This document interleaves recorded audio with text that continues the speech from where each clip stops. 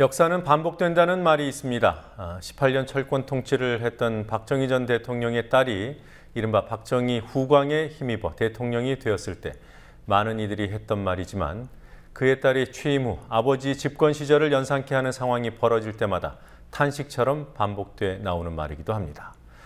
41년 전인 1973년 1월 유신 독재 체제가 막 들어섰을 때도 여객선 침몰 참사가 있었습니다.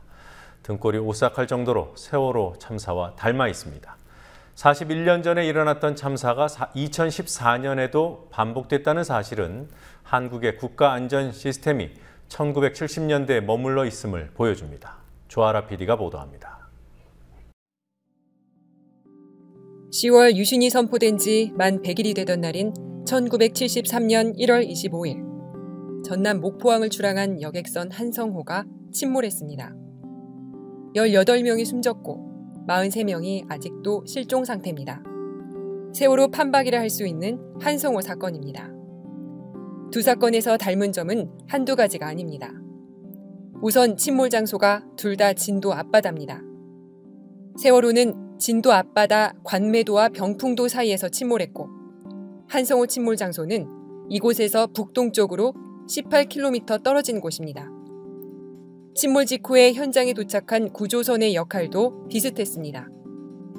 한성호 때도 구조선은 스스로 탈출해 갑판 위로 올라왔거나 바다로 뛰어든 승객들만 구조했을 뿐 배 안으로 들어가지는 않았습니다. 이 때문에 사망 실종자 대부분은 선실에서 빠져나오지 못한 승객들이었습니다.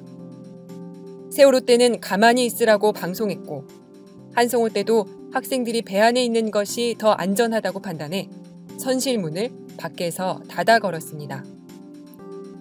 선장을 비롯한 상당수 선원들이 승객을 버리고 탈출한 것도 같습니다. 세월호가 침몰하던 순간 선장이 아닌 입사 4개월 된 3등 항해사가 키를 잡았던 것처럼 한성호 침몰 당시에도 선장이 아닌 무자격 갑판원이 파도 속에서 배를 몰았습니다. 침몰 직후 구조당국의 구조 실패 역시 판박이었습니다. 한성호 사건 당시 신문들은 현장의 조류가 새고 수심이 깊어 구조와 수색에 어려움을 겪었다고 보도하면서 정부의 부실 대응을 지적했습니다. 공교롭게도 한성호 참사 당일, 당시 박정희 대통령의 행적도 의문입니다.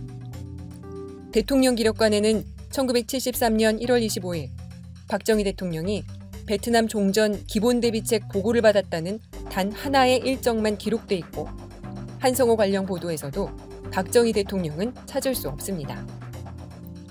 세월호와 한성호 두 사건은 배가 출항하는 과정부터 닮아 있습니다. 세월호는 출항 전 짙은 안개로 시정주의보가 내려진 상태였습니다.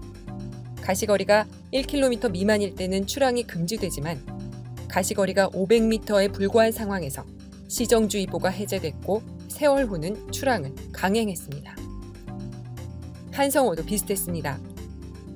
한성호가 출항하기 이틀 전부터 폭풍주의보로 인해 연안 여객선들의 운항이 정지됐지만 한성호는 선장이 항로를 조정한다는 각서를 쓰는 조건으로 출항했다가 참사를 당했습니다. 이 밖에도 세월호는 과적을, 한성호는 정원 초과를 했다는 사실과 과적과 정원 초과가 용인되는 비리 사슬이 일상화돼 있었다는 사실에서도 유사점을 발견할 수 있습니다. 사건의 구속 요소는 우연히 일치할 수도 있습니다. 하지만 이 두 사건은 무리한 출항, 과적, 구조 실패 등 참사의 원인을 제공한 구조적인 문제에서 동일성이 발견됩니다. 구조적인 문제가 수십 년 동안 해결되지 않아서 참사가 반복됐다고 보는 것이 합리적입니다. 반복을 피할 수 있는 부분이 없는 것은 아닙니다. 41년 전 박정희 정부는 한성호 참사의 책임을 선주와 선원들에게만 물어 선주 2명과 선장과 선원들을 구속하고 처벌했습니다. 세월호 관련 수사 상황도 지금까지는 다르지 않습니다. 철저한 진상규명을 통해 숨어있는 책임자들을 처벌하는 것만이 41년 전 참사의 역사가 2014년에 반복됐다는 오명을 씻는 유일한 길입니다.